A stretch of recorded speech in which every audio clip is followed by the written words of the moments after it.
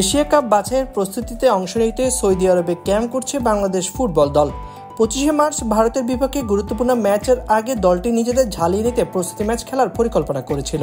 এর অংশ হিসেবে আজ শনিবার আফ্রিকার দেশ সুদানের বিপক্ষে একটি প্রস্তুতি ম্যাচ খেলার কথা ছিল বাংলাদেশের, তবে শেষ মুহূর্তে সেই ম্যাচটি স্থগিত হয়।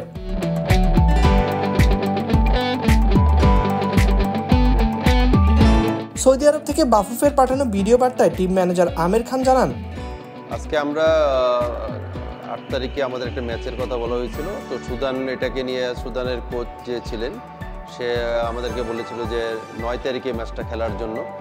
তো সেই জিনিসটা 8 তারিখ আর 9 তারিখের মধ্যে আমরা দ্বিধাদ্বন্দ্বে ছিলাম। সেই জিনিসটা গতকাল রাতের পর্যন্ত তারা বলেছিল যে আমরা আজকে 8 তারিখে ম্যাচটা খেলবো, কিন্তু সকালবেলায় আজকে আবার তারা বলেছে যে তারা আজকে ম্যাচটা খেলতে পারবে না, আর ম্যাচটা পরবর্তীতে তারা খেলবে। বাংলাদেশ দলের পক্ষ থেকে এখনো আশাবাদী যে ম্যাচটি অনুষ্ঠিত হবে, তবে চূড়ান্ত সিদ্ধান্ত সুদানের উপরই নির্ভর করছে। যদি শেষ পর্যন্ত ম্যাচটি না হয় তাহলে বাংলাদেশের প্রস্তুতিতে কিছুটা ঘাটতি দেখা দিতে পারে। জানা গিয়েছে সুদানের কোচ জেমস আপিয়া বয়কট করেছিলেন ক্যাম্প।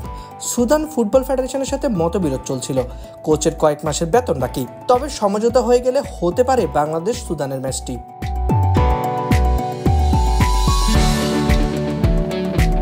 গত বছরও বাংলাদেশ ফুটবল দল সৌদি আরবের তায়েফে ক্যাম্প করেছিল এবং সুদানের বিপক্ষে একটি আনঅফিসিয়াল প্রীতি ম্যাচ খেলেছিল। সেই ম্যাচে বাংলাদেশ 3-0 ব্যবধানে পরাজিত হয়েছিল। পরের ম্যাচটি হবে কিনা তা নির্ভর করছে সুদানের সিদ্ধান্তের উপর। তবে বাংলাদেশের লক্ষ্য একটাই, 25 মার্চ ভারতের বিপক্ষে ম্যাচের আগে নিজেদের সেরা প্রস্তুতি নিশ্চিত করা।